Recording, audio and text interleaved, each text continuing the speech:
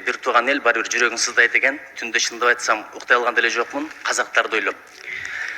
Экинчи жакшы кабар, чек аралардын жабылбаганы, ушундай да пайдабыз тийбесе, ушундай да жакшылыгыбыз тийбесе, биздин бир туугандыгыбыз кайсыл? Бул абдан жакшы кабар. Жаппай эле колдон келсе жардам берели. Керекти үйлөргө чейин бөлүп кеткенге даярбыз. Бул өтө маанилүү маселе. Менин кийинки суроом тышкы иштер министринин өкүлүнө. Вы же делаете, отслеживая ситуацию в данное время, да? Делаете справку. Как охарактеризуется ситуация в целом? Как теракт, как агрессия, либо как внутриполитическая ситуация?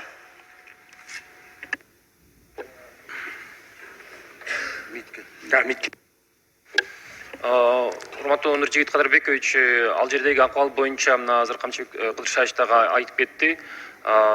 Улам барган сайын улам жаңы маалыматтар келип түшүп атат. Жана чек аралардагы өткөрүү пункттарынын жабылышы боюнча, кызыл жана зоналарды киргизүү боюнча, анан кийин казак тарабынан дагы бизге маалыматтар берилип атат. Ал жердеги абал боюнча толук бизге келип түшкөн маалыматтарыбыз бар. Ошондуктан биз дагы ушул Казакстан Республикасындагы биздин жарандарыбызга да кайрылып айтып кеттик. Алар дагы өздөрүнүн коопсуздугун карап, баягы жашаган жеринен чыкпай, массалык түрдө чогулган элдер чогулган жерге катышпай, өздөрүнүн коопсуздугун сактап, үйдө болуп турууну жана сөзсүз түрдө биздин Казакстандагы элчилигибиз менен, Алматыдагы ген консулдук менен байланышта болууну биз аларга өз тарабынан рекомендацияны бердик. Суроону кайталап коеюнчу. Сиздер муну агрессия катары сүрөттөп атасыздарбы, же ички саясий жагдай катары сүрөттөп атасыздарбы, же бир террордук акт катары сүрөттөп атасыздарбы? Биз бул жерде урматтуу Нуржигит Кадырбекович, дагы бир жолу айтайын, биз башка мамлекеттин ишине кийлигишип, алардын ичиндеги болуп аткан окуяларды чечим кабыл алуу менен же мындай сүйлөө иретинде эмне болуп жатканын айтууга укугубуз жок. Бир гана маселе. Бизге ошо кайрылган ОДКБнын эл аралык байланыштар негизинде кайрылганында айтып атышат. Бизде терроризм болуп атат депчи. Ушуну гана биз айтып атабыз. Ал эми анын ичинде эмне болуп атат? Мамлекеттин ичинде эмне болот? Биз ал жака кийлигишпейбиз, кийлигише да албайбыз. Чоң рахмат. Анткени бул жерде казак бийлигинин бир позициясы бар. Казак элинин бир позициясы бар, оппозициясынын бир позициясы бар. Анан кийин дүйнөлүк коомчулук бир өлкөлөр мындай деп ойлоп атат, экинчи өлкөлөр башка деп ойлоп атат. Ошон үчүн муну бир тактап алыш өтө маанилүү. Кийинки суроо юстиция министрине.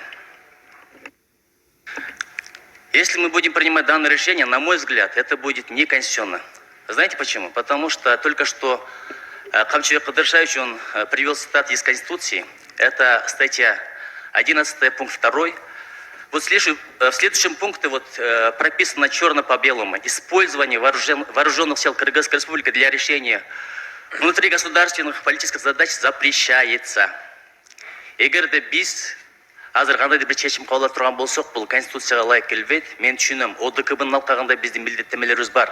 Бирок биздин башкы мыйзамыбызчы, жакында эле биз ант бергенбиз, башкы мыйзамды жана мыйзамдарды аткарууга ант берем деп.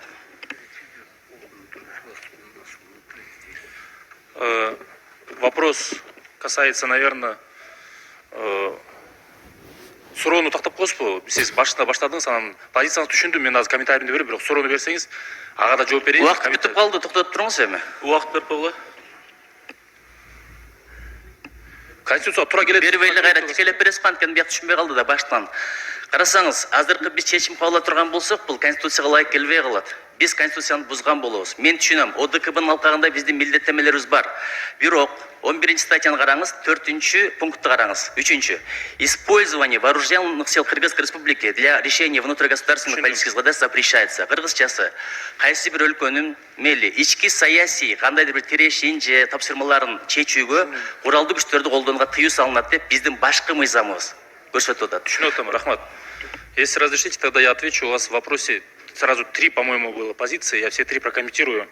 Башында айтып кеттиңиз, определение боюнча ошодон акыркысынан баштайын. Пункт 3 статьи 11, он касается, конечно, наверное, в большей степени внутри Кыргызстана вопросов. Но вот пункт 3, который касается использования по вопросу решения внутригосударственных политических задач, запрещается. Это внутри Кыргызстана. Но вы затронули самый главный вопрос, который важен сегодня, чтобы и вы вообще вот 3-4 уже человека на это обратили внимание. Был вопрос о том, является это агрессией или нет. Открытый вопрос. Является ли это терроризмом или нет. Открытый вопрос. Здесь прямых ответов ждать от кого-либо сложно. Это вам решать. Теперь второй момент, самый важный. Есть международные обязательства ОДКБ. Я сам юрист международного права, специализируюсь. Обязательства, они есть. Есть процедуры, было обращение, и страна обязана это рассмотреть. Но Конституция имеет свою силу, высшую силу. И Конституция требует, чтобы этот вопрос был вынесен на заседание Джоркинеша. Я могу сказать, что были юристы, которые против этого были, которые говорили, что есть прямой мандат и так далее, но были юристы, которые настояли, что это должно рассматриваться вами. Поэтому даже в свете международных обязательств ОДКБ решать будете вы сегодня. И как вы решите, так и будет. Рахмат. Это обязательство. Вот так вот надо понимать. Рахмат Аяз Батыркулович. Мен түшүндүм. Көрдүңүз бü? Решать будете вы. Азыр бир депутаттын сурады, ким жоопкерчиликти алат эгерде бир кыргыз жокер бирдеке болуп кетсе. Мен дароо айтам, депутаттар алат. Мен адамдын каны үчүн жооп бергенге даяр эмесмин. Туура түшүнүңүздөр. Анан бул жакта конституция маселеси бар. Дагы деле айтып атасыз. Мен ойлойм, менин пикиримде расмий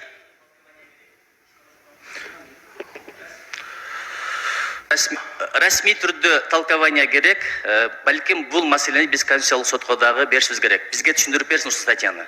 Сиздин пикириңиз бул субъективдүү пикир. Чоң рахмат.